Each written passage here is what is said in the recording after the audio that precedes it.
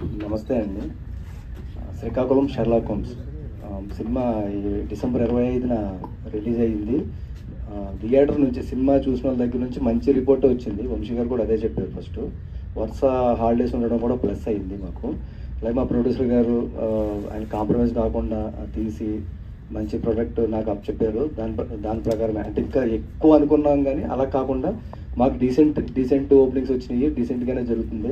ముఖ్యంగా ఇందులో అనన్య గారి క్యారెక్టర్, రవి మహాదేశం గారు వాళ్ళ లవ్ ట్రాక్ విషయంలో కానీ, సాంగ్స్ విషయంలో కానీ, ఆ అమ్మాయి చేసిన విధానానికి ఆ థ్రిల్ ఏదైతే మేము చెప్తున్నామో అది వర్కౌట్ అయింది. సెకండ్ హాఫ్ కథ బాగుందని చెప్పేసి అన్నారు.